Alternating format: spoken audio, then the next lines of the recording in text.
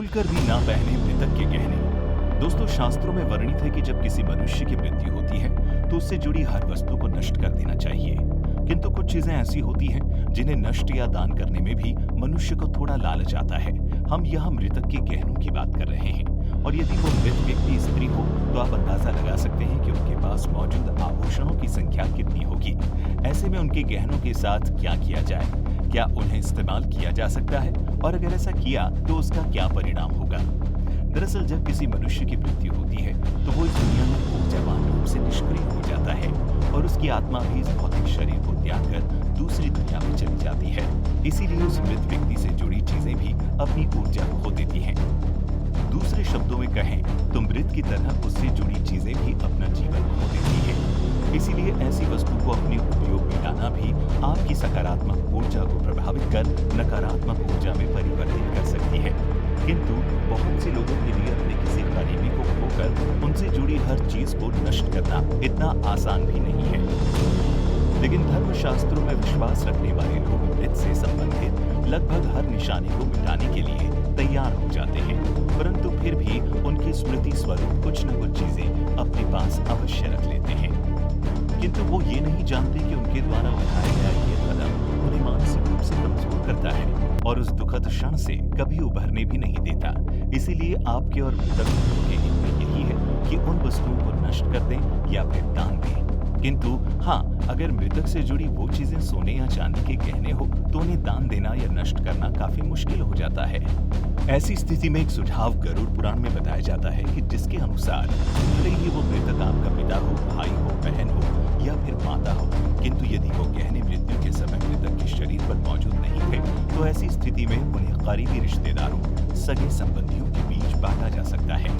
साथ ही यदि किसी व्यक्ति की मौत अनुमानित थी या फिर ज्यादा दर्दनाक नहीं रही हो तो ऐसे व्यक्ति के पास से निकले हुए गहने जैसे कि पायल, चेन, अंगूठी को भी किसी परिवार के सदस्य को दिया जा सकता है। किंतु ऐसे आभूषण पाने के बाद हम तो यही सलाह देंगे कि कोशिश करें उस आभूषण को आप उपयोग में नहीं लाएं या कम उपयोग करें। भले ही उसे अपने पास संभाल के रख लें और अगर चाहे तो किसी जरूरतमंद को दान दे दें। अगर ये भी नहीं करना चाहते तो उस आभूषण को अपने निजी उपयोग में लाने का सोच रहे हैं तो आप सोनार के पास जाकर उस पुराने गहने के बदले कोई दूसरी नई चीज ला सकते हैं।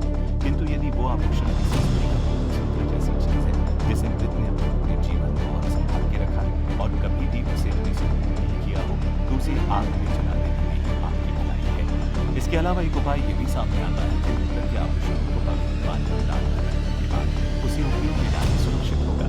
किंतु आपको याद दिला दें कि मृतक की मनपसंद रही चीजों और अक्सर इस्तेमाल करी हुई चीजों को उपयोग न करें। इसे जितना नजरअंदाज कर सके उतना अच्छा होगा, क्योंकि माना जाता है कि वो वस्तु लंबे समय तक उसकी निजी ऊर्जा को संग्रहित करती है। हाँ, अगर इसके बावजूद इस्तेमाल करना ही है तो इसके लिए भी एक तरकीब गरुड़ पुराण में बताई गई है, जिसमें बताया गया है कि 40 दिनों के बाद वो वस्तु मृत की ऊर्जा से सुरक्षित मानी जा सकती है।